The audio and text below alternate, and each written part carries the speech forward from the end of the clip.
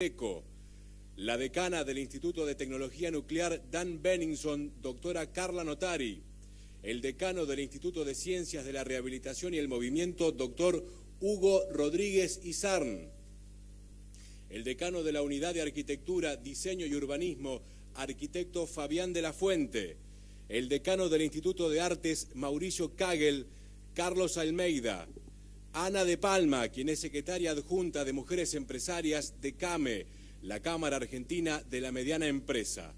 Agradecemos la presencia de las demás autoridades de la Universidad Nacional de San Martín, invitados especiales, docentes, personal de Administración y Servicios, estudiantes y público en general.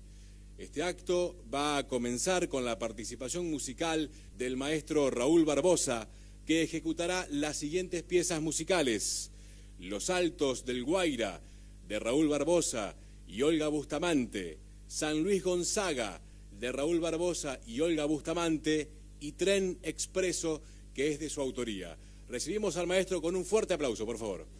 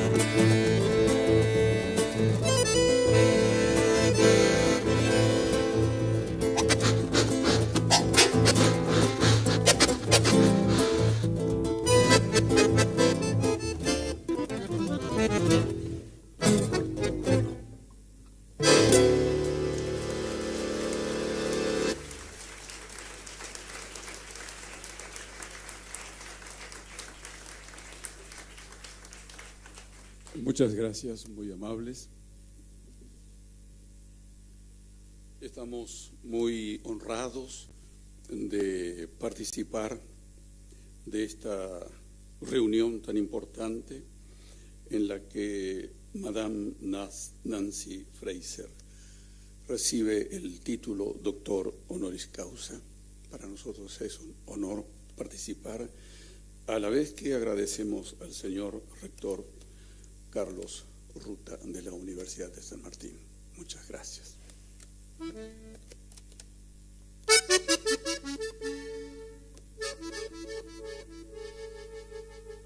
Esta es una música en tonalidad mayor, alegre.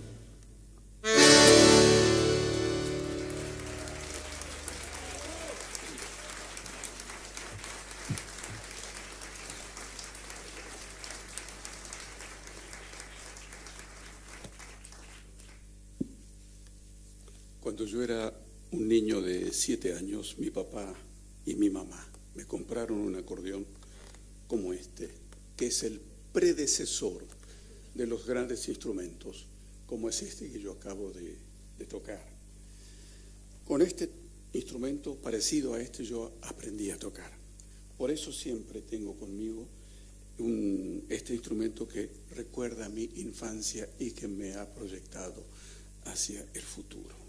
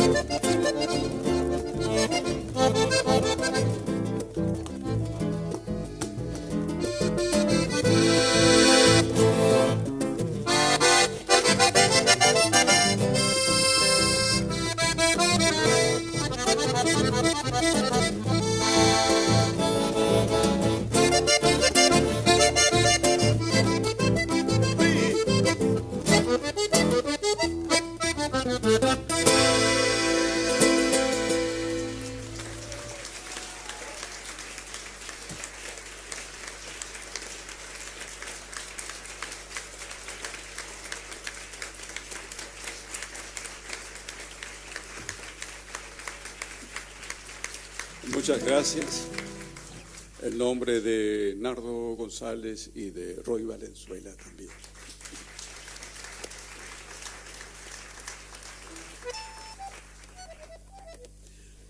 Yo siempre he intentado comunicarme con la vida, con los sonidos que nos circundan. Yo he intentado escucharlos, aún los ruidos más tenues como los ruidos más fuertes. Y yo recuerdo mi primer viaje en tren, en la locomotora. Hay señoras o señores que tienen mi edad que han viajado en ese tren, en la locomotora. Y yo creé una música en recuerdo a esos instantes vividos y en homenaje a ese tren que simplemente ahora está ahí como para ser admirado en un museo. Pero vamos a darle vida con la música.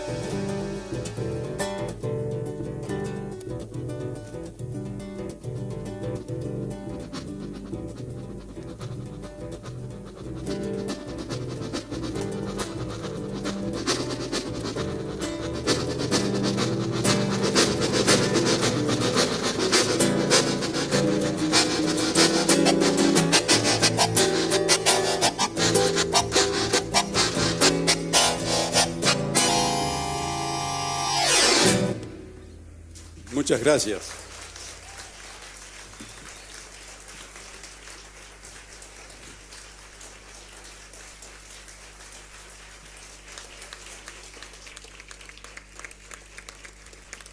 Hemos escuchado a Raúl Barbosa, que ejecutó las piezas Los Saltos del Guaira, de Raúl Barbosa y Olga Bustamante, San Luis Gonzaga, de Raúl Barbosa y Olga Bustamante, Tren Expreso, de su autoría.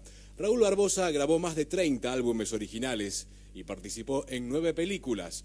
Difundió e hizo populares varias canciones incorporadas al cancionero popular de la música litoraleña, como su versión de Merceditas. Desde 1987 se instaló en Francia, donde difundió por primera vez el chamamé, convirtiéndose en un referente de la música litoraleña en Europa. Seguidamente hará uso de la palabra el señor rector de la Universidad Nacional de San Martín, doctor Carlos Ruta.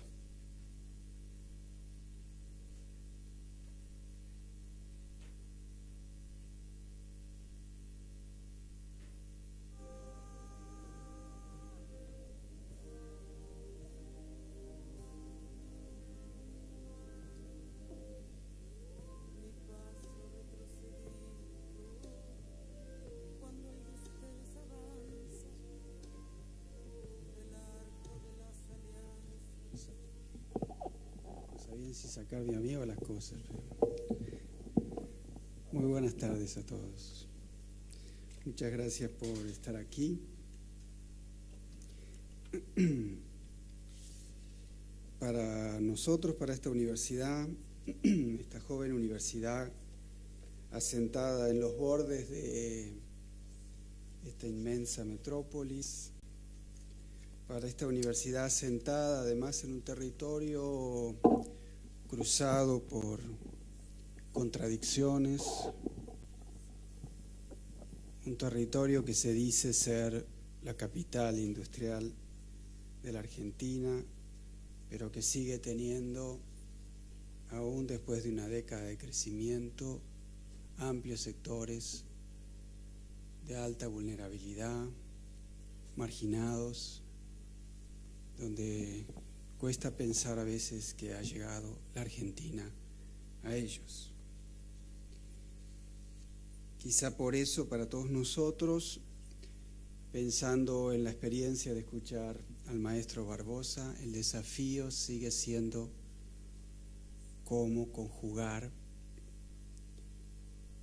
la verdad, la justicia y la belleza en este mundo que nos toca vivir. Hoy le entregamos el honoris causa a Nancy Fraser. Es la mayor distinción que una universidad puede dar.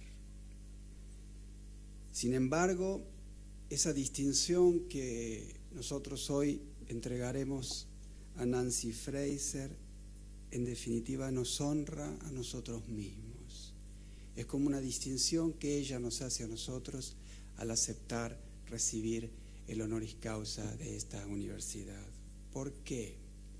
Porque nos permite hacer un gesto que señale lo que son los valores esenciales, definitorios para nosotros, para nuestra universidad. Esos valores que tienen que ver con lo que soñamos ser, con lo que soñamos que sea nuestra universidad. Y entre los valores con los cuales soñamos como definitorios de nuestra universidad es que soñamos ser una comunidad comprometida con la justicia social, comprometida con repensar la justicia social y comprometida con realizar en la práctica la justicia social, colaborando modestamente con todos sus actores. Por tanto, intentamos ser, si queremos ser una comunidad comprometida con la justicia social, intentamos ser como universidad una experiencia de inquietud intelectual y no estar simplemente arrinconados en ser una institución que entrega títulos, diplomas. Queremos que nuestros estudiantes y nuestros profesores, nuestros investigadores, desde las ingenierías hasta las artes, vivan en esta casa una profunda experiencia de inquietud intelectual, de inquietud creativo y de compromiso, para que podamos ser más eficientes en la construcción de una sociedad más justa, donde sea posible cuidar la vida, donde sea posible una vida humana mejor.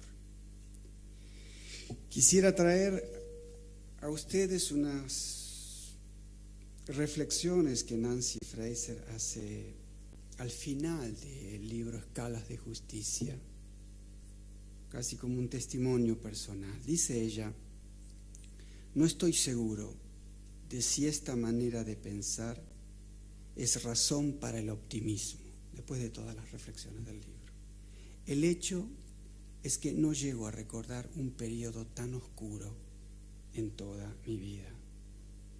De modo que no es que me sienta optimista ahora, ciertamente no, comparado con los años 60 y 70, pero soy consciente de que la historia está sembrada de momentos en los que la gente supera estos problemas de acción colectiva, reescribiendo las reglas y cambiando el juego.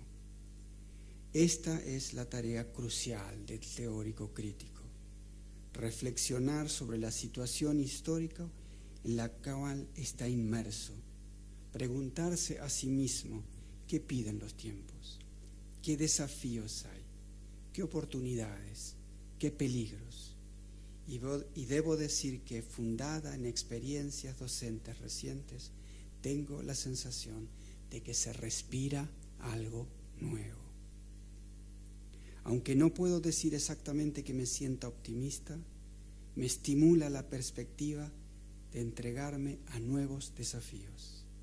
Y veo mi trabajo como un intento de articular cuáles son esos desafíos.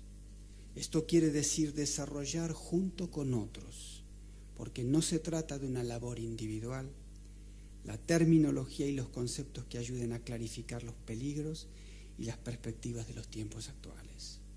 Si fuera capaz de formular alguna de las argumentaciones o de crear recursos conceptuales que consiguieran ser útiles en las luchas sociales emancipadoras, tendría entonces la sensación de que el tiempo que he dedicado a hacer teoría crítica ha sido un tiempo bien empleado. En este testimonio encontraba yo la chispa para repensarnos a nosotros mismos como universidad.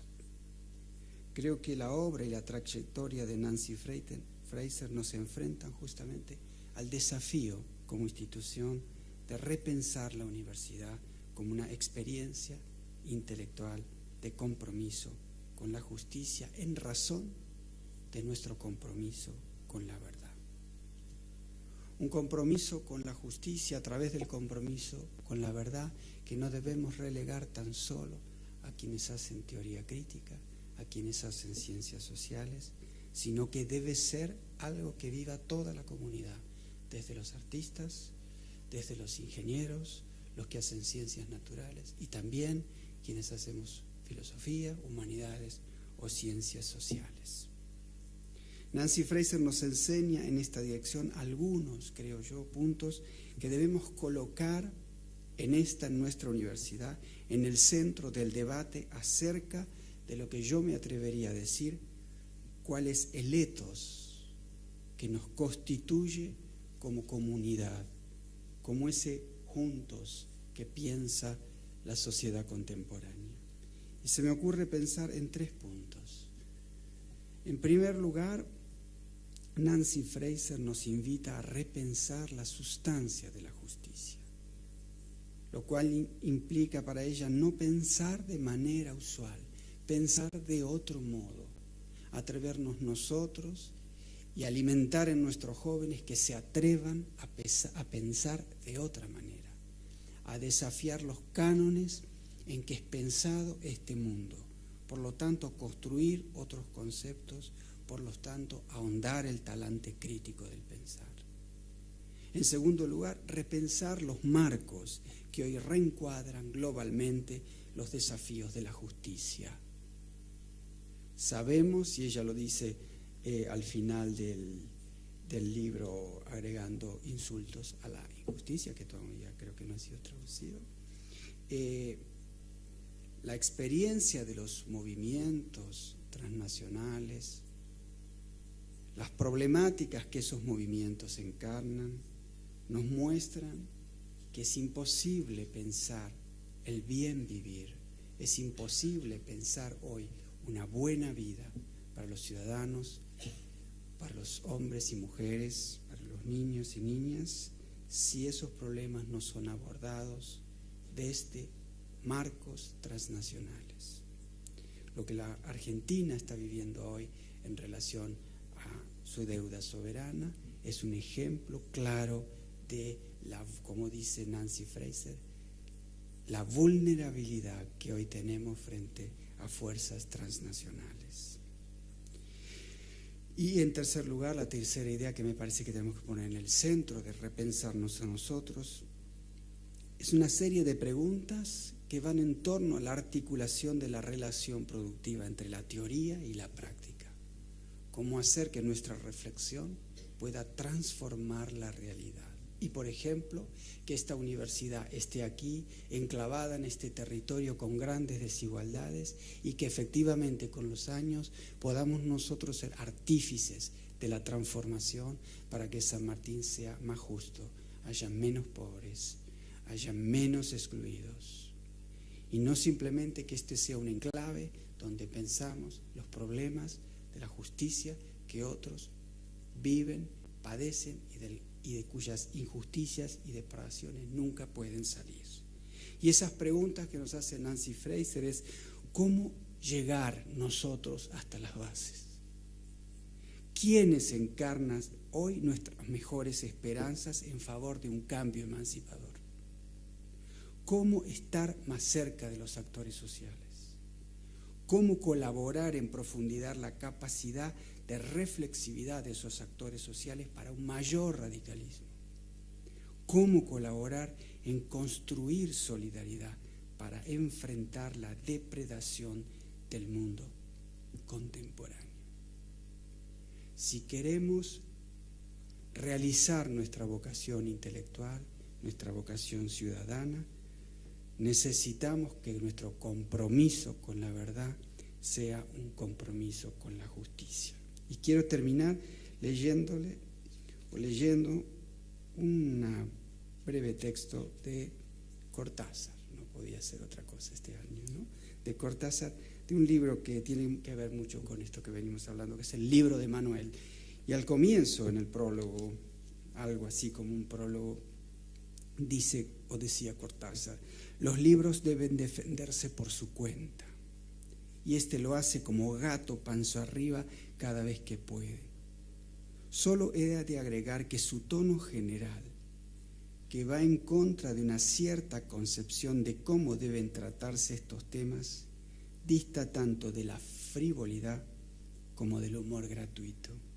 Más que nunca, creo que la lucha en pro del socialismo latinoamericano debe enfrentar el horror cotidiano con la única actitud que un día le dará la victoria, cuidando preciosamente, celosamente, la capacidad de vivir tal como la queremos para ese futuro, con todo lo que supone de amor, de juego y de alegría. La difundida imagen de la muchacha norteamericana que ofrece una rosa a los soldados con las bayonetas caladas sigue siendo una mostración de lo que va del enemigo a nosotros. Pero que nadie entienda o finja entender aquí que esa rosa es un platónico signo de no violencia, de ingenua esperanza. Hay rosas blindadas, como las vio el poeta. Hay rosas de cobre, como las inventó Roberto Alt. Lo que cuenta, lo que yo he tratado de contar, es el signo afirmativo frente a la escalada del desprecio y del espanto. Y esa afirmación tiene que ser lo más solar, lo más vital del hombre, su sed erótica y lúdica, su liberación de los tabúes, su reclamo de una dignidad compartida en una tierra ya libre de este horizonte diario de colmillos y de dólares. Por eso la presencia de Nancy Fraser, por eso la presencia del maestro Barbosa, para que sepamos unir la alegría, la belleza, el erotismo, el amor, el conocimiento, la verdad y la justicia en nuestras vidas. Muchas gracias.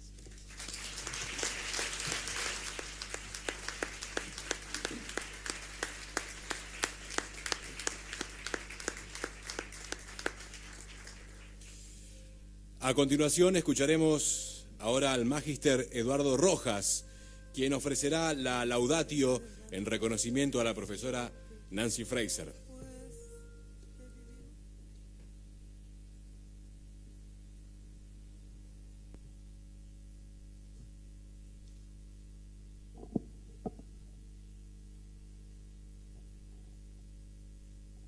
Quiero dar gracias a la vida, a la comunidad universitaria, al rector Carlos Ruta, agradecerles profundamente el honor de haber sido designado por nuestra universidad para ofrecer la laudatio por el doctorado a Nancy Fraser. Hoy, en nuestro campus y casa de estudios.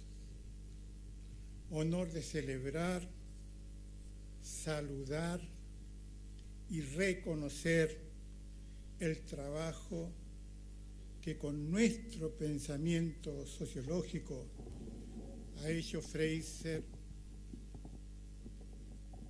desde hace ya más de 20 años.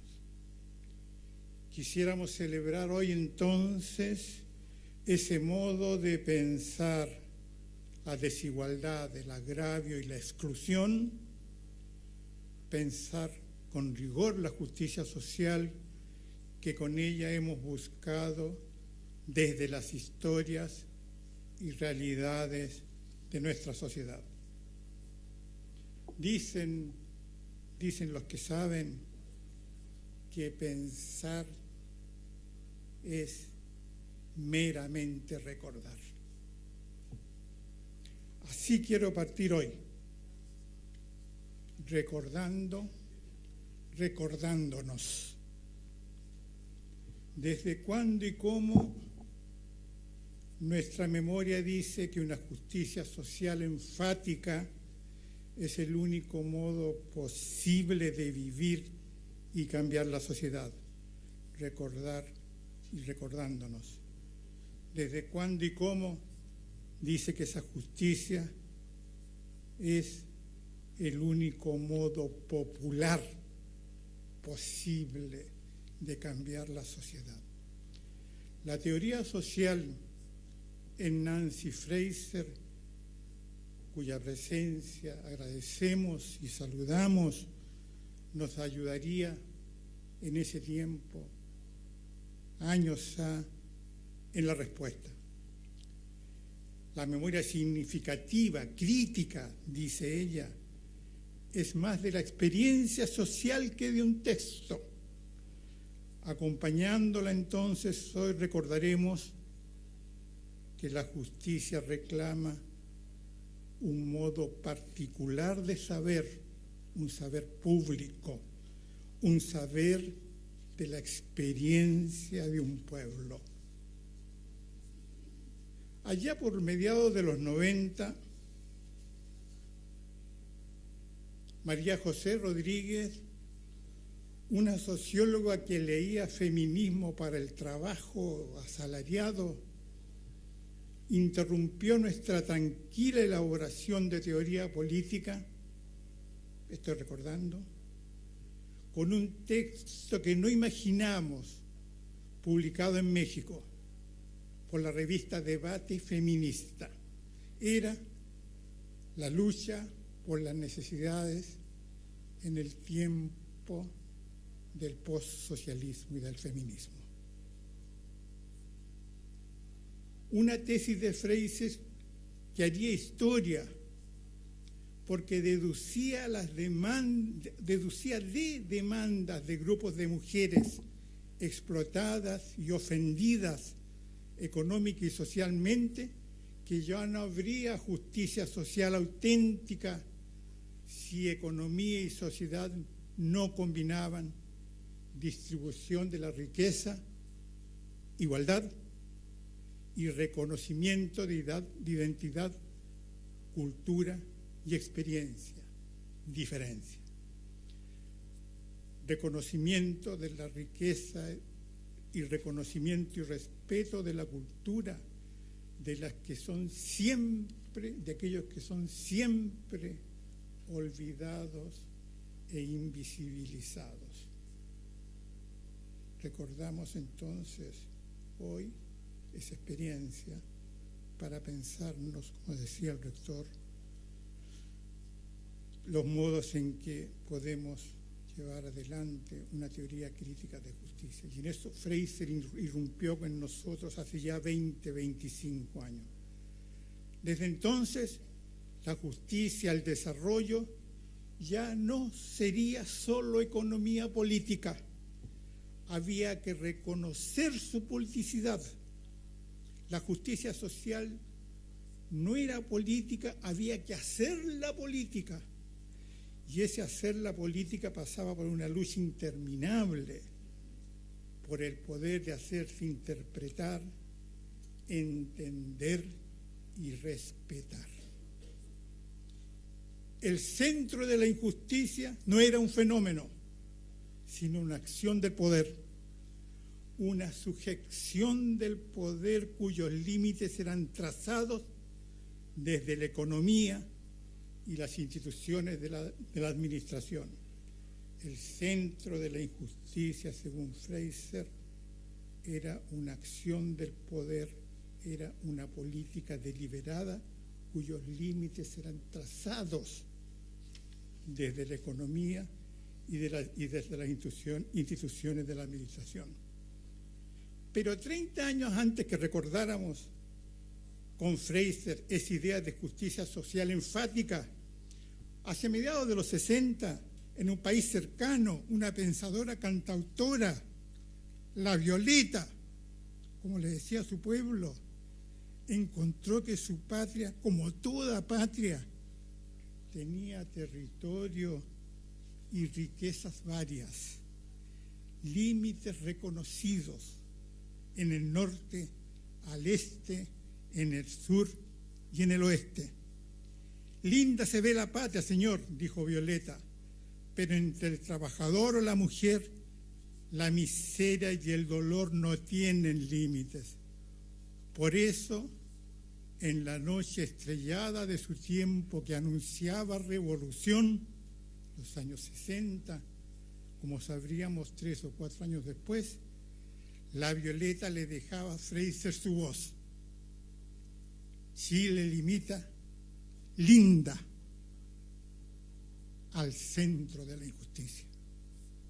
La injusticia entonces se situaba en el núcleo mismo del poder, decía Violeta. Toda su razón y su sinrazón era política. Podía tener centro, pero no límites. Las huellas de la Violeta en la historia, 30 años después de este recuerdo, nos habían sensibilizado para comprender en Fraser una justicia urgente desde su raíz social. Las teorías sociales que nos exigía la sociedad para conocerla y reconocerla habían tenido un giro sustantivo para su eficacia aplicada. La sociología nuestra, la sociología de los que andábamos en el trabajo asalariado, en el Estado y en la sociedad, había cambiado cuando María José llegó con el texto de Fraser sobre la lucha por las necesidades.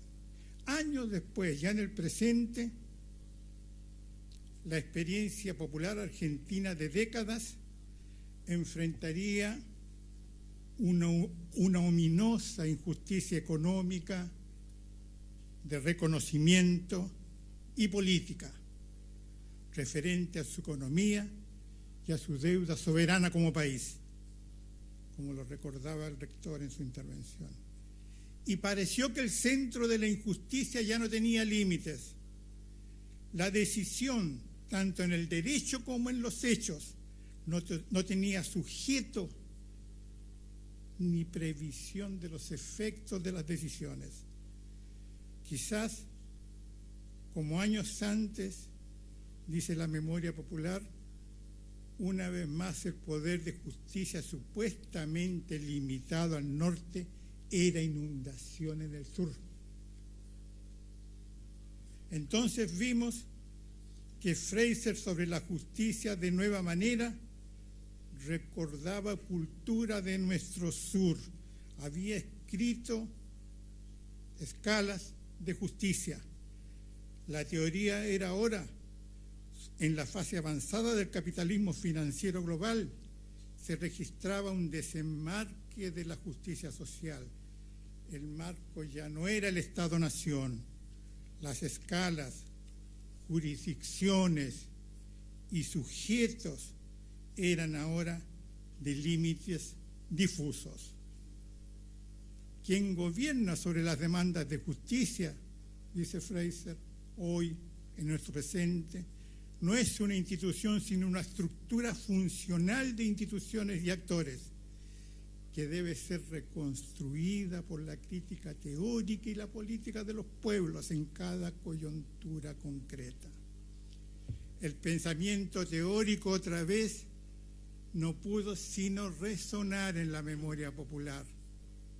Había que hacerse reconocer de nuevo, como en 1944, cuando por un decreto, Fraser diría un decreto puente entre demanda e institución, el trabajador sintió el orgullo de ser reconocido en su dignidad, según dijo un comentarista orgulloso de la época.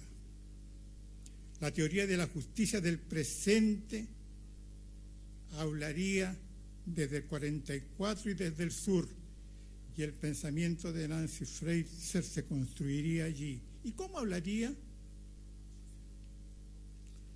Se alumbrará con las estrellas, contestará el pensador, resonando como la violeta. Y su pueblo nunca más se verá como se viera. Será sujeto de la calle, la casa, la vereda y el zanjón, sin marco ni escala. La teoría marcha sin querella, la experiencia. En el sur,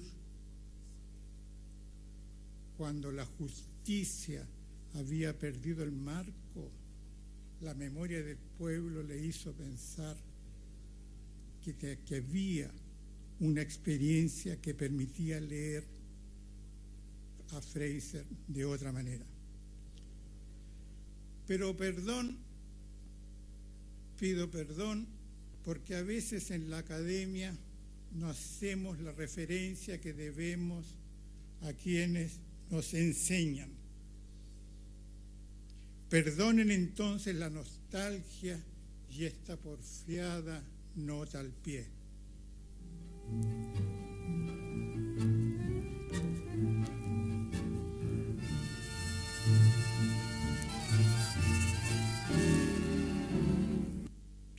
No sabemos bien por qué ese canto tango, Nancy, no sabemos bien por qué ese canto tango se llamó Sur, pero sí nos recordó hogar, respeto y voz pública igualitarios. Gracias, Nancy Fraser, por la justicia de doctorarte hoy con Violeta Parra, Homero Manzi, Aníbal Troilo y nosotros. Gracias a ustedes, gracias a la universidad, gracias, Nancy.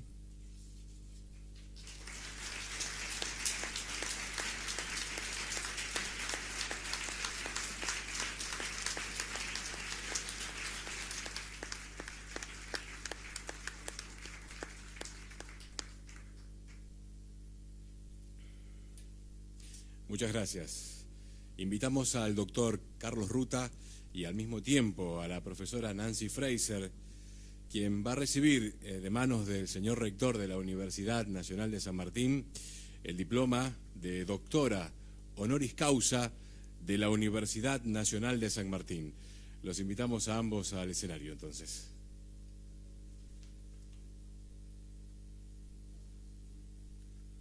Vamos a esperar un segundo a que se termine de poner en condiciones el escenario, así procedemos al momento por el cual estamos reunidos hoy aquí, además de escuchar la conferencia de la profesora Nancy Fraser.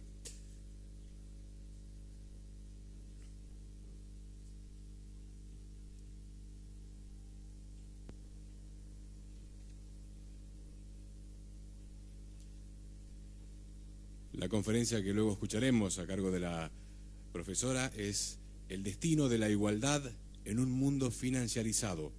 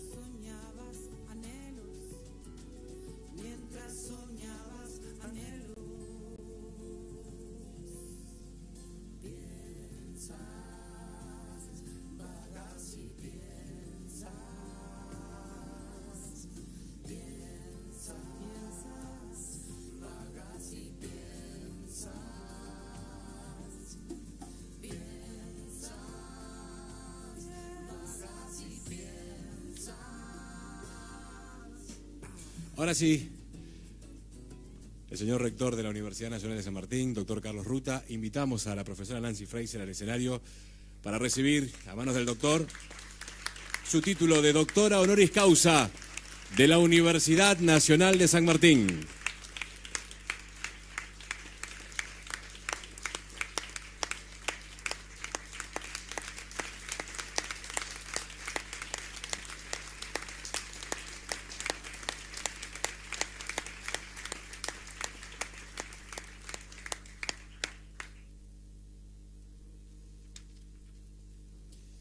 A continuación, vamos a escuchar la conferencia de la profesora Nancy Fraser, que recién mencionábamos, El destino de la igualdad en un mundo financiarizado. Adelante, profesora. Muchas gracias. Estoy tan honrada y tan emocionada de estar aquí para recibir este doctorado para escuchar estas palabras tan hermosas del rector Carlos Ruta y Carlos Rojas. Tengo que disculparme por no poder hablar español. Es mi mala educación norteamericana. Les pido enormes disculpas por esto, pero sí debo decir que siento que el espíritu de esta universidad está muy cerca a mi corazón. Siento que es una comunidad en la cual la búsqueda de la verdad y la búsqueda de la justicia van mano a mano, y que la música que escuchamos ha sido tan inspiradora, y ser comparada con Violeta es un sueño. Y nuevamente les agradezco al rector y a todos aquí desde lo más profundo de mi corazón por invitarme, por darme también, otorgarme este gran título honoris causa. Bueno, quiero comenzar mis comentarios con algunas preguntas fundamentales, preguntas que ustedes han escuchado muchas veces anteriormente. ¿Qué es la igualdad? ¿Qué tipos de relaciones sociales requiere? ¿Y qué tipos de relaciones sociales descarta? ¿Cómo puede institucionalizarse la igualdad? ¿Qué tipos de arreglos sociales, económicos y políticos son requeridos para hacerla real? ¿Y qué tipos de luchas son necesarias para lograr la igualdad? Filósofos y politólogos han debatido estos asuntos por siglos y hasta hoy no han llegado a ningún acuerdo. La igualdad, se ha dicho, es un concepto generalmente refutado o debatido. También es, sostengo, un concepto esencialmente histórico.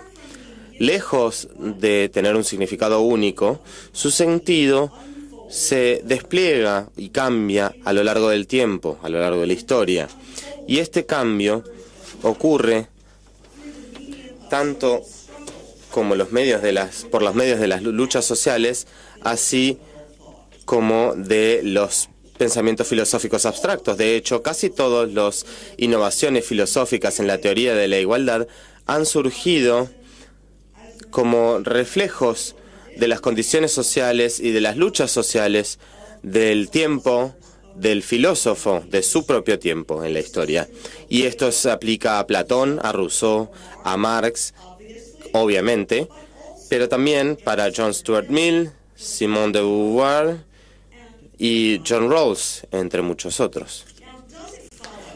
Entonces, dada esta falta de consenso y el carácter esencialmente histórico de la igualdad, que la igualdad sea una especie de cúmulo conceptual, una amalgama caótica de visiones que compiten sin una rima unificadora o una razón unificadora, para nada. De hecho, por el contrario, si uno estudia la historia de la igualdad, podemos discernir una cierta dirección y lógica en los sucesos, en la evolución de sus varios significados. Durante el curso de la historia, la idea de igualdad se ha convertido en algo cada vez más amplio y sustancial. La igualdad ha sido aplicada a más aspectos de la vida cada vez, incluyendo la política, la economía, la familia y la sociedad civil.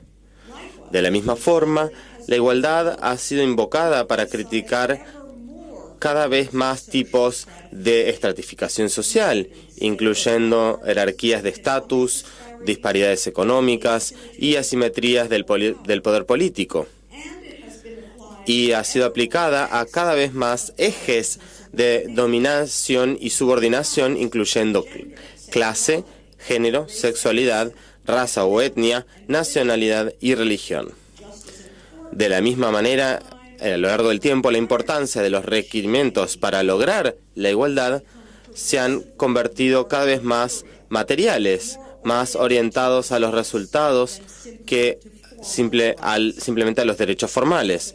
En el curso de la historia, la igualdad en papeles ha sido cada vez más sospechada, ya que coexiste con inequidades en la vida real. Desde una perspectiva histórica, la lógica del desarrollo de la igualdad no está tan claro. El concepto ha tomado un sentido específico y demandante que yo he llamado la paridad de participación. Y voy a explicar brevemente qué quiero decir con esta expresión.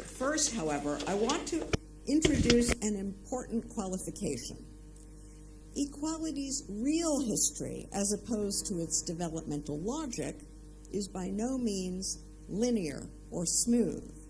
It's a history of ups and downs, in which periods of progress alternate. Progreso se alterna con periodos de regresión, en donde las reformas expansivas son seguidas por reacciones brutales.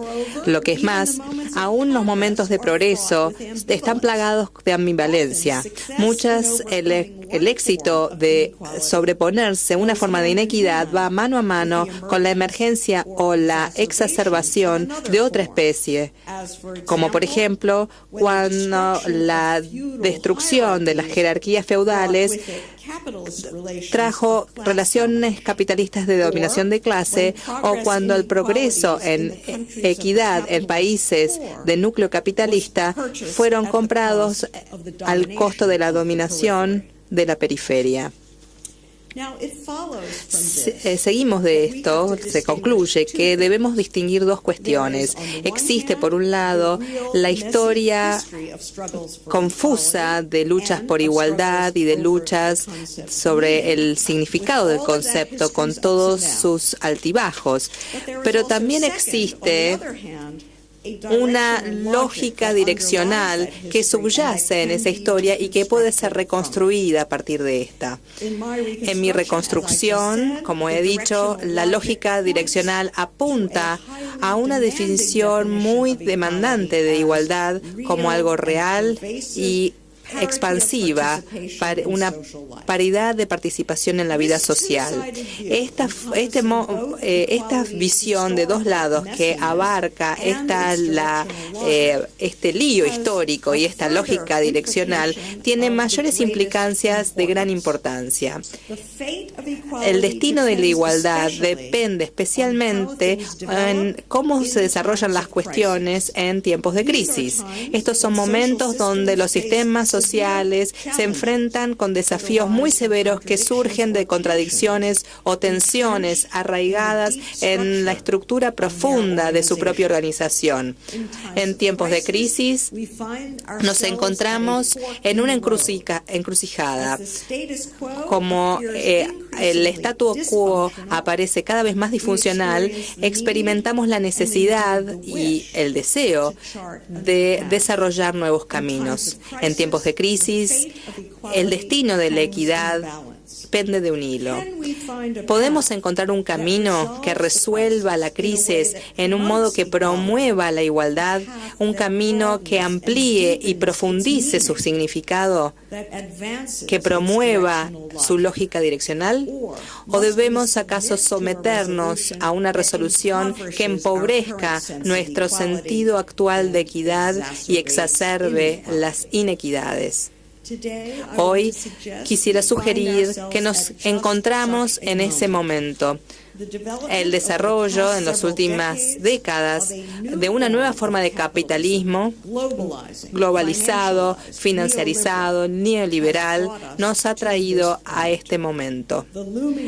El espectro acechante del colapso financiero y el cambio climático irreversible son tan solo las expresiones más dramáticas de esta crisis. Menos visible, al menos en los medios, pero tan grave como los anteriores, es el sufrimiento de miles de millones de personas en el mundo que están siendo forzadas a pagar por los pecados de los especuladores financieros y que son sujetos de regímenes de austeridad que ahora están causando estragos en las vidas, familias y comunidades en el mundo. De hecho, la crisis actual es tan multidimensional que abarca tantas diferencias y tantas partes que se merece que se la llame una crisis general, en la cual diferentes partes de la crisis convergen.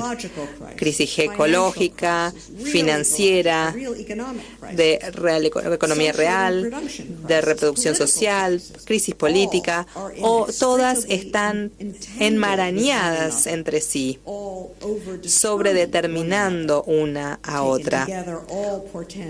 Todas nos vislumbran grandes sufrimientos y dificultades. El destino de la equidad, como ya dije, pende de un hilo. El régimen actual hegemónico y neoliberal busca volver el tiempo atrás de la igualdad, mofándose de las versiones más sustantivas y ambiciosas que se han desarrollado en periodos anteriores. Este régimen sustituiría un modelo de mercado que reduce la igualdad a una visión idealizada de intercambio mercantilista, donde los contratistas pueden cambiar libremente commodities equivalentes. Una visión idealizada que tiene muy poca que ver con la coerción y la inequidad que ha caracterizado las transacciones de mercado en el mundo real. Pero la visión neoliberal celebra la individualidad, la meritocracia, mientras que hace la vista gorda a inequidades estructurales donde se han descubierto y se han protegido en otras décadas por grupos subalternos de diferente índole. Nosotros que favorecemos una visión más ambiciosa y sólida de equidad, ¿vamos a tener el éxito para poder soportar este asalto neoliberal? ¿Debemos adoptar una postura esencialmente defensiva, apuntando a consolidar ganancias anteriores?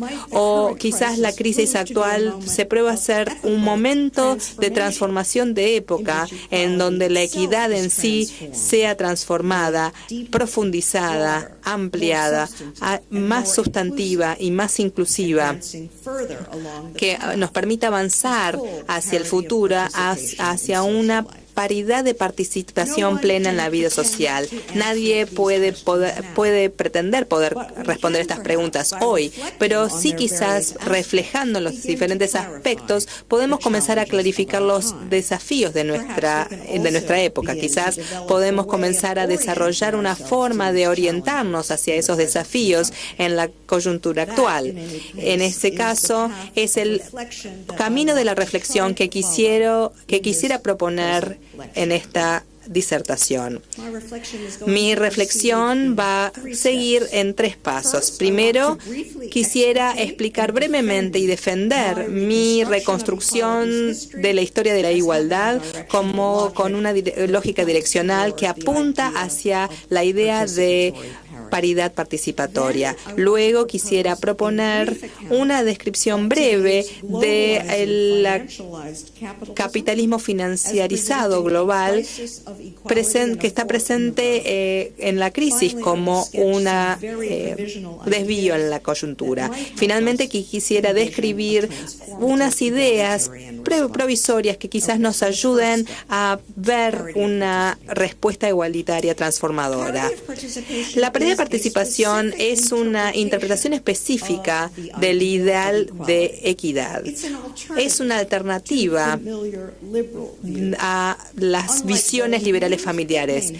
Mantiene, sin embargo, esas nociones formales de equidad que no pudieron responder a la necesidad de autonomía y de valor moral de todos los seres humanos. Para alcanzar ese fin, la sociedad debe ser organizada para que todos se les otorgue el estado de miembros plenos de la vida social, que se les pueda permitir interactuar entre sí como pares. Por lo tanto, la visión de igualdad como paridad de participación requiere que todos tengan acceso a los prerequisitos institucionales de membresía plena en la sociedad. Acceso, eso quiere decir, a los recursos económicos, al acceso social y a la voz política necesarios para participar plenamente en la vida social en pie de igualdad con los demás. En otras palabras, la igualdad, como yo la comprendo aquí, requiere redistribución, reconocimiento y representación. Todas en formas que puedan brindar la oportunidad de que todos puedan participar plenamente en términos de paridad. Cualquier otra cosa que no sea paridad participatoria constituye una violación del significado de igualdad, una negación al acceso a requisitos institucionales sociales, hace que sea una burla del compromiso social hacia la igualdad.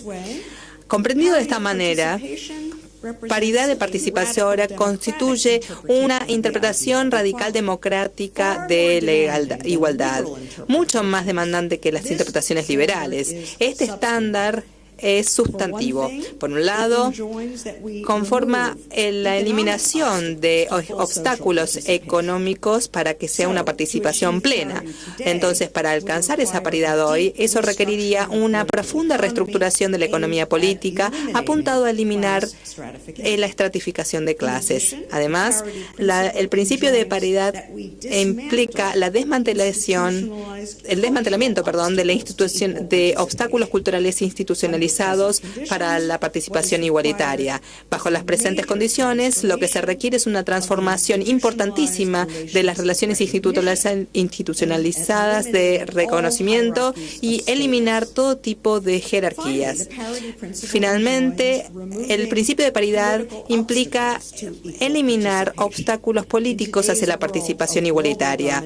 En el mundo de hoy de dominación global, como hemos escuchado, esto requiere una reorganización detallada del espacio político a nivel nacional, regional y global, que apunte a eliminar asimetrías arraigadas de voz política. En todos los casos, para alcanzar paridad participatoria se requiere prestar mucha atención a las implicaciones mutuas de redistribución, reconocimiento y representación. Solo de este modo podremos anticipar y defendernos contra consecuencias no deseadas de reformas bien intencionadas. Por ejemplo, entonces, uno tiene que cuidar que las reformas que apunten a reducir las diferencias económicas no terminen exacerbando disparidades o diferencias y asimetrías de poder político o clases o viceversa en ambas direcciones. De hecho, uno debe ver todas las cuestiones a través de una lente trifocal, teniendo en cuenta las tres dimensiones: redistribución, reconocimiento y representación simultáneamente. Del mismo modo, uno también debe aplicar el principio de paridad participatoria, consciente de que las sociedades capitalistas contienen ejes múltiples de subordinación que pueden interactuar entre sí. Solo siendo conscientes de tal intersección, como lo llamamos, podemos asegurarnos que estas reformas apuntadas a estimular la paridad en un eje no empeoren las diferencias en otros ejes. Por ejemplo, cuando reformas de género que están mal desarrolladas exacerban inequidades de clase, sexualidad, raza, etnia o religión. Y viceversa, por supuesto. La pregunta es, ¿qué justifica la visión radical democrática de la equidad como paridad participatoria? En mi punto de vista, esta idea encuentra apoyo en dos líneas de argumento complementarias. La primera línea argumental es conceptual. La idea básica es que la equidad, bien entendida, implica la libertad real de participar a la par con otros actores de la vida social. Cualquier cosa que sea menos que esto no captura el significado completo de igualdad. Esta idea no está adecuadamente representada, por ejemplo, en derechos igualitarios formales, que le falta lo que John Rawls habla de valor justo, debido a la ausencia de las precondiciones necesarias para su propia existencia. Para estos derechos, para que permanezcan siendo puramente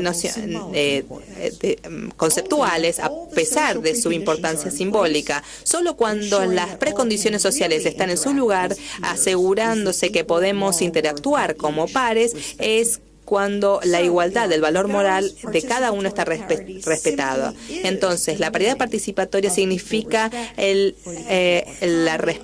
respeto de igualdad, de autonomía de todos los seres humanos como actores sociales, una vez que esta idea se extrapola a su propia importancia.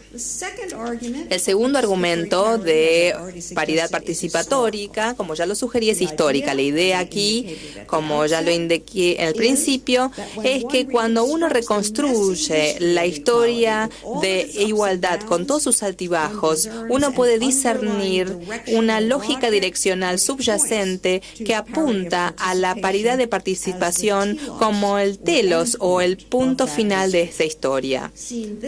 Visto de este modo, la paridad participatoria aparece como el resultado de un proceso amplio, multifacético e histórico que ha enriquecido el significado de igualdad a lo largo del tiempo. En este proceso, que no significa que esté limitado al occidente, el concepto de valor moral ha expandido tanto en alcance como en sustancia. En el periodo de la modernidad europea, el alcance de la igualdad estaba restringido a la religión y al derecho. Sin embargo, luego, gracias a las luchas de grupos subalternos, ha alcanzado esferas adicionales de interacción social. Por ejemplo, las luchas del gobierno republicano, luchas de colonialismo o de sufragio universal, ha expandido el alcance de la igualdad para incluir el reino de las políticas. Del mismo modo, las luchas para formar sindicatos y partidos socialistas difundieron la idea de que la igualdad también debe aplicarse en la esfera de la economía.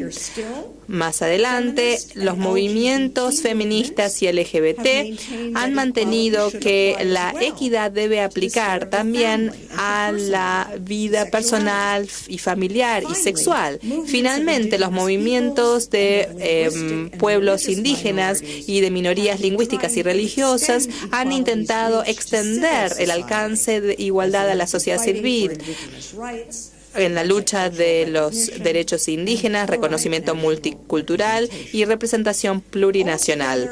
Todos juntos, estas luchas expresan una tendencia general histórica, una lógica de expansión en curso de los tipos de relaciones sociales a los cuales aplica la igualdad. Esta lógica creo que ha progresado al punto en el que la igualdad es ahora o hace poco era la posición por default. Se suponía que debía aplicar a todos y el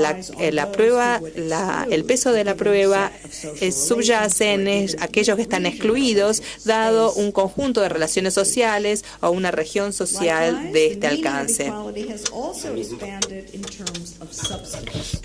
Al mismo tiempo, el significado de la igualdad se ha expandido en términos de sustancia. Anteriormente, los derechos formales se estimaban suficientes al cumplir con los requisitos del respeto igualitario.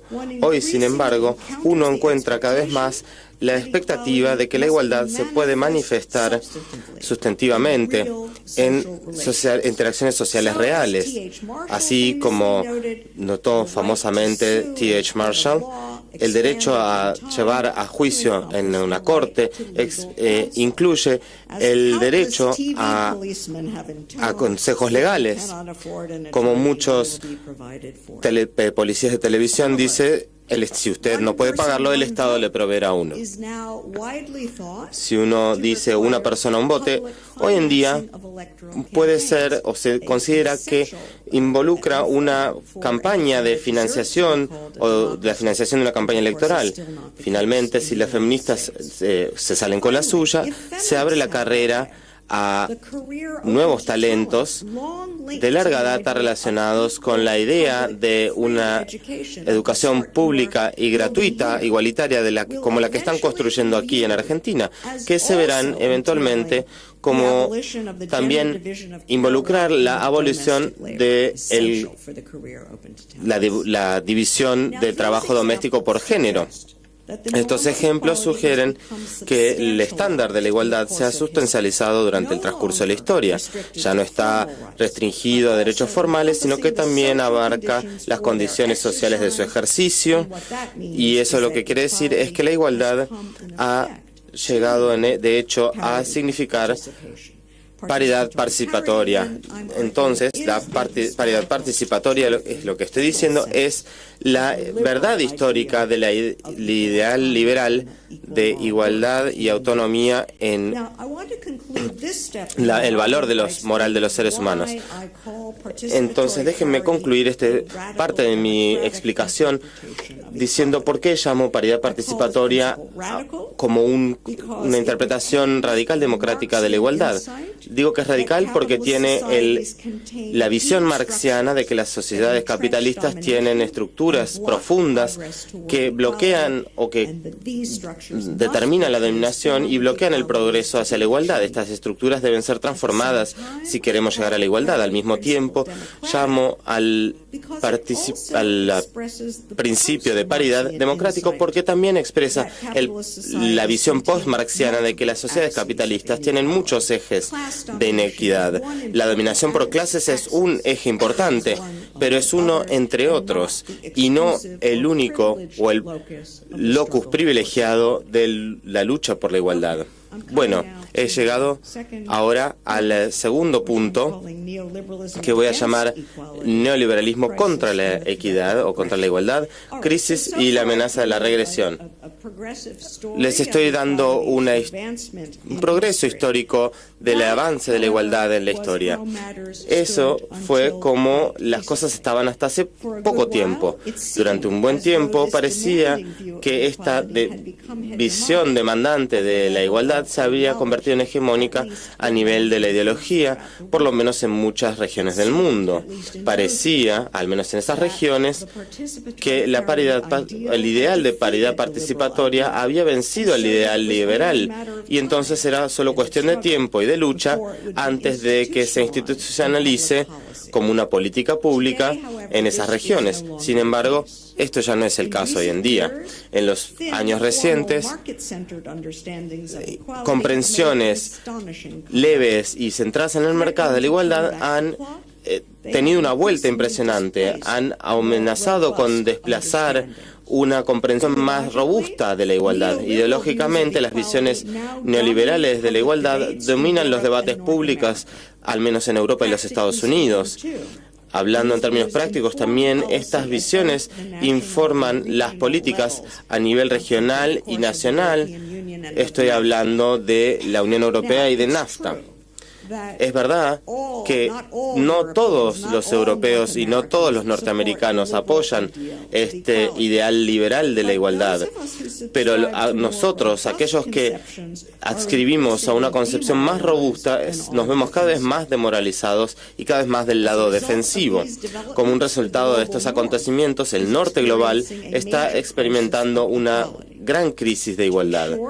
Para estar seguros, la imposición de las normas de mercado han provocado protestas, pero uno ve poca organización de amplia base sostenida con pocas alternativas programáticas y casi ningún gobierno de izquierdas que se ve inclinado a implementarlas. Por el contrario, los gobiernos electos de todos los tipos, incluso aquellos que procesan ser socialistas, corren a los bancos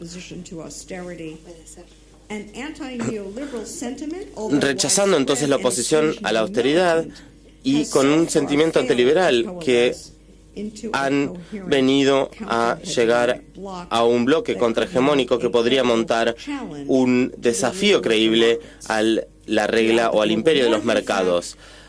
A lo largo del norte global, las fuerzas opositoras más enérgicas vienen de la extrema derecha, el Tea Party en los Estados Unidos, los seguidores de Le Pen en Francia, Golden Dawn en Grecia, el Partido de la Independencia en el Reino Unido. Nada del horizonte político se parece ni remotamente al contrapolo protector de Carly Poliani y su famoso doble movimiento.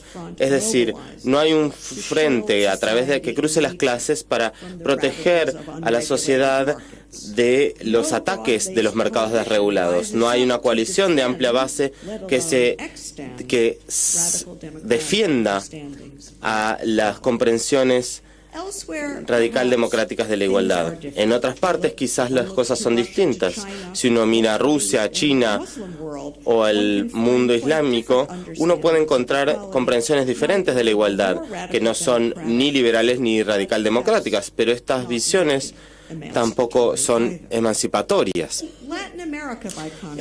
Por contraste, Latinoamérica representa por lejos la más interesante divergencia. Tengo por lo menos la impresión de ver las cosas siendo una extranjera y con falta de conocimientos y siendo consciente de esa falta de conocimientos.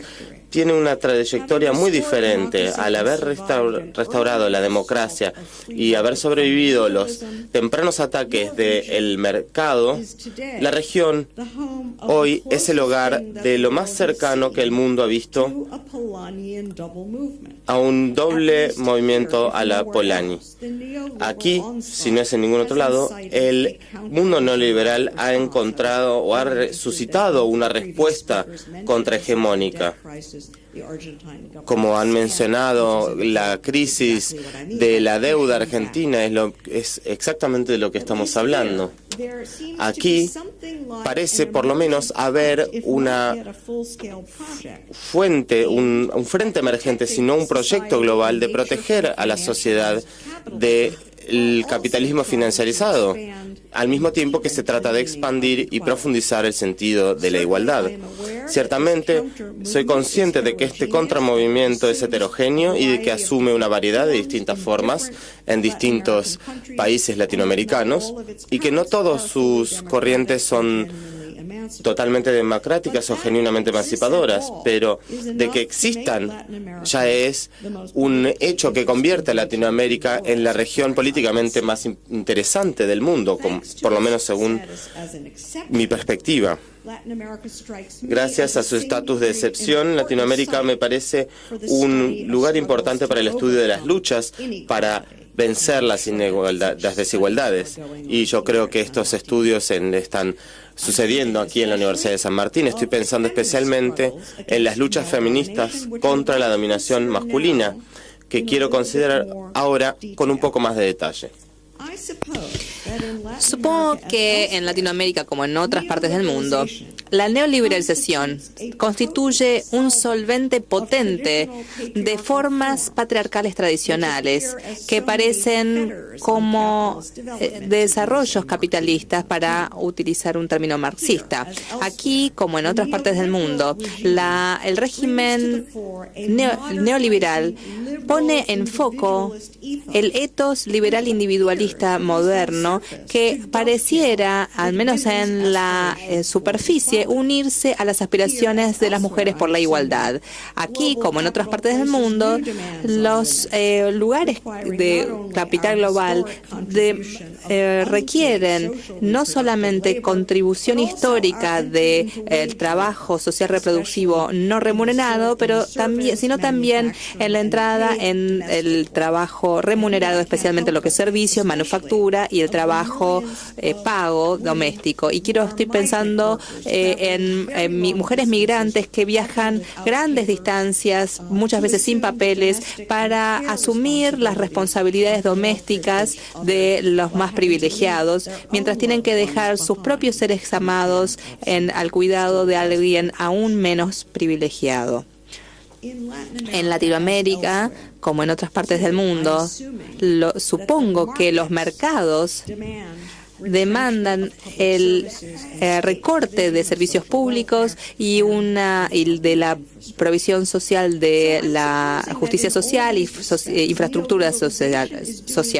Entonces supongo que la neoliberalización está haciendo en el sur de Latinoamérica lo mismo que está haciendo en otros lados del mundo, principalmente rediseñando el mapa social en donde los ejes de género, de inequidad, interactúan con otros ejes como raza, etnia, etcétera. Y aquí, como en otros lugares, se está reconfigurando el espacio social donde la producción se junta con la reproducción, donde la familia se solapa con el trabajo pago y el mercado atraviesa el Estado y lo nacional se confronta con lo local. Pone presión esta reproducción social y las mujeres especialmente, cuyo trabajo pago cada vez es más necesario, seduciéndolas, prometiéndoles no solamente aumento en las cuestiones materiales, sino dignidad, autosuperación, liberación de la autoridad tradicional, de los padres, maridos, élites. El resultado es posicionar a las mujeres en una zona difícil y poco confortable, situada en el nexo del patriarcado y el neoliberalismo. Estamos también atrapadas entre dos conceptos de igualdad. Uno liberal, uno radical democrático. De hecho, el neoliberalismo debe generar dilemas políticos para los movimientos feministas en Latinoamérica como en otras partes del mundo. Aquí quisiera agregar que estos dilemas no se limitan al feminismo, por el contrario, es una plaga para todos los movimientos emancipatorios e igualitarios, incluyendo los movimientos LGBT, de los derechos aborígenes, de reconocimiento multicultural, etcétera. Todos estos movimientos se encuentran en una encrucijada. Todos participan en luchas internas sobre qué tipo de concepto de igualdad van a seguir. Cada movimiento debe decidir. ¿Va a elegir el camino de la menor resistencia y adoptar conceptos liberales, meritocráticos y centrados al mercado, o van a seguir un camino más arduo y adoptar el punto de vista radical democrático de igualdad como paridad participatoria? Si bien detesto admitirlo, las corrientes hegemónicas de movimientos igualitarios en el norte global han optado en favorecer nociones débiles e inadecuadas de igualdad liberal. Por supuesto que esto es el caso del feminismo, al menos en el norte. Las críticas del norte de sexismo, que en un momento habían sido parte de una mirada igualitaria, cada vez más están siendo infectadas en términos individualistas y meritocráticos que sirven simplemente para glamorizar el mercado y justificar la explotación. Así que, como me imagino saben, los feministas hegemónicos como Sheryl Sandberg exhortan a las mujeres profesionales a apoyar la empresa, mientras que evitan mencionar que para poder hacerlo están apoyándose en la pobre mujer migrante que cuida de sus hijos y ayuda en su casa, alterando esta valencia y junta fuerzas con el neoliberalismo en esta lucha de Polanyi estructural contra visiones más amplias y radicales de la igualdad social. El resultado son relaciones peligrosas, sino un descarado matrimonio entre el feminismo del norte hegemónico y el neoliberalismo. Esta dinámica no está limitada al feminismo. Uno se puede contar una historia paralela de otros movimientos del norte que en años recientes han cambiado conceptos radical democráticos de igualdad por interpretaciones que se unen con los imperativos de capitalismo neoliberal. De hecho, las fortalezas del neoliberalismo subyace precisamente en este desarrollo. El hecho es que el neoliberalismo nunca pudo haber triunfado por sí solo. Estoy pensando en Max Weber, en su argumento sobre la ética protestante y el espíritu del capitalismo, que dice que el interés económico es insuficiente para motivar reorientaciones históricas importantes. La ganancia en sí, por sí misma, nunca podría inspirar que mucha gente abandonen formas de vida plenas de sentido y familiares por una abstracción despoblada y una atmósfera débil de mercados competitivos. Para hacer efectivo esa transformación masiva, el capitalismo necesitaba lo que Weber llamaba un espíritu, una dosis de carisma que podría dar un trabajo sin significado de acumulación infinita de capital por algo más superior, moral. Calvinismo le brindó ese espíritu al capitalismo en la Europa moderna. Entonces tenemos que pensar qué brinda ese equivalente hoy. ¿Cuál es el nuevo calvinismo para el neoliberalismo? He sugerido un argumento en un Luc Boltanski y Chapello, New Spirit of Capitalism. Ahí dije que las ideas feministas han brindado una dosis significativa de neoliberalismo del carisma, y el comentario que hice sugiere por qué y cómo. Pero aquí quisiera volver a ese argumento y sugerir que el neoliberalismo abreva en ese nuevo espíritu, al menos en el norte global, de una amplia gama de movimientos igualitarios cuyas aspiraciones cada vez más han infligido en términos amistosos con el mercado. El resultado es un pacto con el demonio, limitando las ideas de igualdad, corrientes hegemónicas de movimientos igualitarios. En el norte han dado su prestigio y aura de emancipación a la nueva economía que profesa flexibilidad, creatividad y empoderamiento. En efecto, estas corrientes han cambiado un requerimiento de la paridad de participación contra otros, en algunos casos reconocimiento contra la redistribución o viceversa. Dado los patrones antiguos de estratificación y nuevas transformaciones neoliberales, las consecuencias, al menos para mí, son bastante claras. Las facciones norte hegemónicas de movimientos igualitarios han sido abducidos por estratos de élite cuyos intereses ahora sirven a expensas de los demás. Unos pocos tienen el éxito de romper el techo de cristal, pero solamente trepándose en las espaldas de muchos otros. Bueno, dado este diagnóstico de la presente crisis como una crisis de igualdad, ¿qué podemos hacer?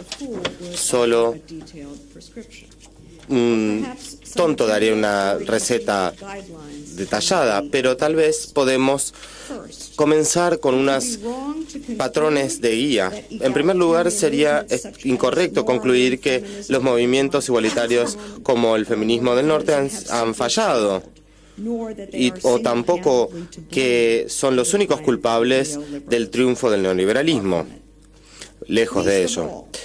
Y menos aún que las luchas por igualdad social son inherentemente problemáticas, siempre amenazadas para ser recuperadas por proyectos marketizadores o mercantilizadores. Yo concluyo por oposición que nosotros tenemos que extender y profundizar la igualdad social, y para ello necesitamos tener mayor conciencia histórica, ya que operamos en un terreno que también ha sido poblado por fuerzas neoliberales.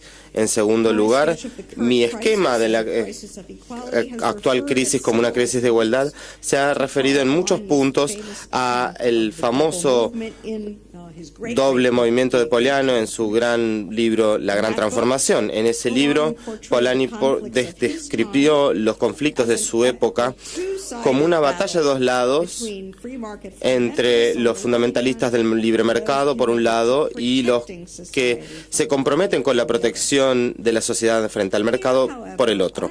Aquí, sin embargo, implícitamente he revisado su raconto al postular un conflicto de un tercer lado, con tres lados, en la cual estas dos partes chocan no solo entre sí, sino también con una tercera fuerza, es decir, movimientos por la igualdad, incluyendo, pero no solo el feminismo. De hecho, he transformado el doble movimiento de Polanyi en un triple movimiento, tomando la mercantilización, la protección social y la igualización o la emancipación. Esta figura del movimiento triple nos puede ayudar a mapear el encuentro conflictivo y tenso entre esos tres proyectos históricos cuya intersección azarosa está estructurando el paisaje político de la actual crisis.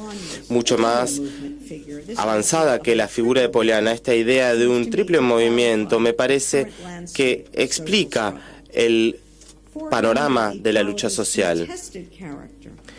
El carácter controversial de la igualdad y la continua ambivalencia de las luchas por la igualdad son movimientos hasta ahora igualitarios, son radicales democráticos con comprensiones liberales de la igualdad, no tienen ninguna posibilidad de lograr la paridad completa de participación para todas las personas. Como comercian con la redistribución y la representación por reconocimiento, pueden ser capturados por capas de élite, mientras que traicionan a sus más amplias bases. Pueden quedarse satisfechos con estas finas nociones de intercambio mercantil con el neoliberalismo y rechazando o volviendo a hacer girar por el otro lado al reloj histórico. Finalmente, volviendo a Latinoamérica, ¿podría esta región proveer la bienvenida excepción en este caso también? Todos estos movimientos sociales yendo hacia el otro camino, no el que se alinea con el individualismo del mercado, sino con el ideal radical democrático de la participación paritaria. El tiempo nos dirá. Ciertamente, la cultura política excepcional de la región nos ofrece un terreno favorable para este segundo escenario. Siempre llegando a algo más cercano a un doble movimiento, puede empoderar a sus movimientos igualitarios para liberar una doble batalla, luchando en dos frentes al mismo tiempo. Por un lado, trabajando para desmantelar las jerarquías de estatus tradicionales, que incluyen la dominación y la protección de ciertos círculos sociales, y el detrimento de otros. Al mismo tiempo, por otro lado, estarían batallando también nuevos modos mediados de subordinación del mercado que intensifican la explotación laboral, disminuyen la protección social y aplican presión sobre la reproducción social hasta el punto de quiebre. Al luchar simultáneamente en dos frentes, los igualitarios de América Latina pueden llegar a trazar un tercer curso entre los dos polos del doble movimiento de Polanyi, tratando la lucha por la igualdad social como una tercera fuerza con un peso propio. Podemos subvertir el esquema binario simplista de la marketización modernista versus la protección social reaccionaria. En ese caso, los igualitarios latinoamericanos revertirían el escenario del norte. En lugar de aparejarse con la mercantilización contra la protección social, podrían alinear las fuerzas de la igualdad con aquellas de una protección social transformada en la batalla de esta era para llegar al control democrático sobre los procesos destructivos e irrestrictos de la mercantilización. Al elegir esta trayectoria, los movimientos latinoamericanos no solo avanzarían en la lucha por la igualdad en su propia región, sino que adicionalmente estarían generando un modelo para el resto del mundo, un modelo que da otra forma de resolver las ambivalencias de la igualdad. Los igualitarios del norte se podrían beneficiar especialmente de ese ejemplo de la excepción latinoamericana. Inspirados por igualitarios del sur global, nosotros los igualitarios del norte global global, podríamos encontrar el valor para romper con nuestra difícil conexión con el neoliberalismo. Muchísimas gracias.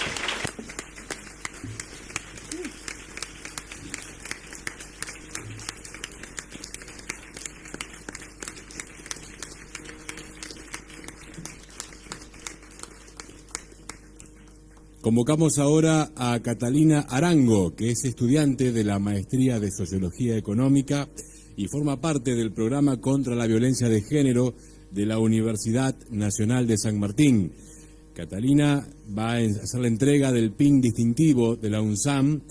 Es un presente que trata de un amuleto característico de las etnias mapuche y araucana, utilizado por chamanes y machis para invocar armonía y fertilidad. El ejemplar que haremos entrega a la profesora Nancy Fraser fue tallado en el siglo XVIII y perteneció a la colección de Ramiro Uriarte. El mismo es una pieza tallada en nuez de cocobolo, árbol típico de América Latina, que se destaca por la belleza y la resistencia de su madera. Adelante, profesora.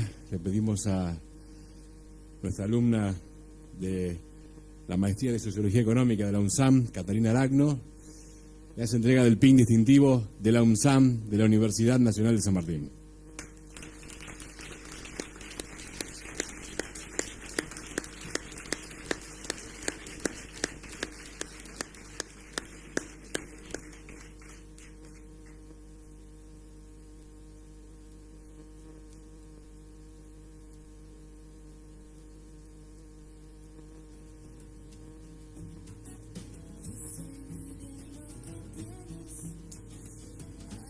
Y bien, de esta manera damos por concluido el acto. La Universidad Nacional de San Martín agradece la presencia de todos ustedes y los invita a compartir un vino de honor. El mismo se ofrecerá a continuación en la sala de planta baja del rectorado. Muy buenas noches y muchísimas gracias por esta asistencia.